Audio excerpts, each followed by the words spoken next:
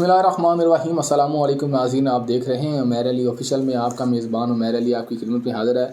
नाज़रीन, हुकूमत ने अपनी वादा खिलाफ़ी कबूल कर ली है। हुकूमत ने कहा है कि जी हाँ, यकीनन हम वादा खिलाफ़ हैं और इस बात में कोई शक नहीं।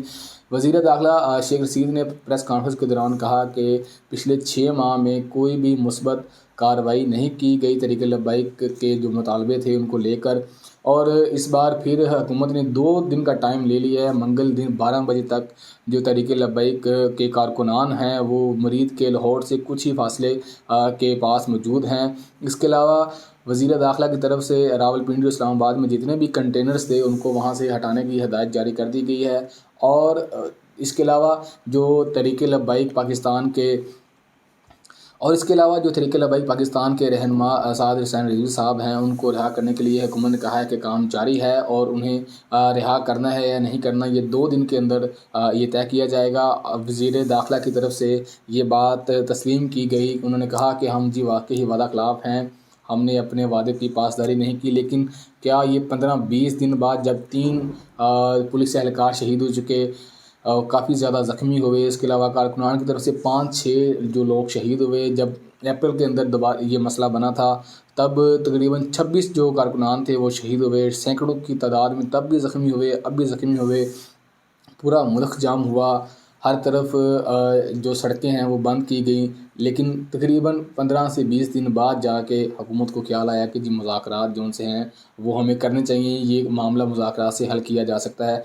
वज़ीर दाखिला की तरफ से ये बयान दिया गया है कि जी कोई भी जो एक अच्छी सूरत हाल है उसके ऊपर हम मुत्फिक होंगे। इसके अलावा उन्होंने वही पुरानी बात की कि जो फ्रांसीसी सफ़ीर है उसको निकालने के लिए कौमी असम्बली में इस मामले को पेश किया जाएगा। इसके बाद जो स्पीकर कौमी असम्बली हैं वो इसके ऊपर कमेटी बनाएंगे और फिर वो कमेटी जो फैसला करेगी उसी तरीके से कार्रवाई की जाएगी।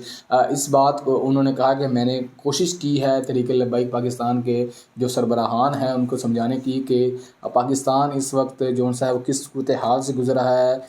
हम इस वक्त सफ़ीर को नहीं निकाल सकते। अगर हम एक सफ़ीर को निकालते हैं तो बाकी तमाम यूरोपीय जो ममालिक हैं वो अपने सफ़ीर खुद बुला लेंगे। अब 2 दिन बाद मंगल वाले दिन 12 बजे तक जो मुरीद के में तरीके TLP के जो कारकुनान हैं वो वहाँ मौजूद रहेंगे। वो आगे पेश कदमी नहीं करेंगे जब तक कि हुकूमत की तरफ से और तहरीक लब्बैक पाकिस्तान के जो कायदीन हैं उनकी तरफ से कोई हतमी जो फ़ैसला है वो नहीं आ जाता। इसके बाद जो दूसरी बड़ी खबर है वो ये है कि जी बलूचिस्तान के अंदर जो सियासत है वो बिल्कुल अपने आखिर तक पहुँच चुकी है। जो वज़ीर आला बलूचिस्तान जान कमाल साहब हैं वो उन्हों की तरफ से इस्तीफ़ा रिटर्न रख लिया गया है, लेकिन उनकी ये ख्वाहिश है कि वो इस्तीफ़ा तब पेश करेंगे जब कल मतलब पीर वाले दिन तहरीक अदम एतमाद उनके ख़िलाफ़ पेश की जाएगी। उसके बाद वो अपना जो इस्तीफ़ा है वो पेश करेंगे।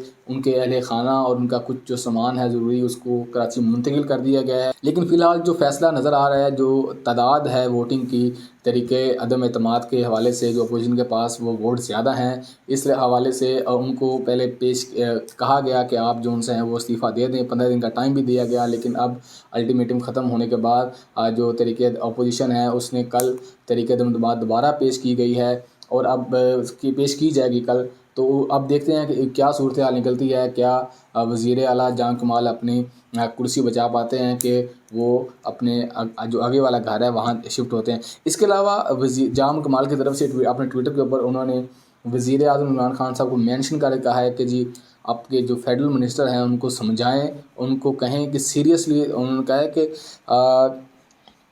मैं आपको पढ़ के सुनाता हूँ। I would ask honourable prime minister Imran Khan if he seriously tells some of his federal minister not fiddle with the Balochistan internal matters. उन्होंने कहा कि कोई भी जो फेडरल मिनिस्टर हैं जो वज़ीर आज़म इमरान खान साहब के, उनसे गुजारिश है कि उनको कहें कि वो बलूचिस्तान के जो अंदरूनी मामलात हैं उनके अंदर दखल अंदाज़ी ना दें।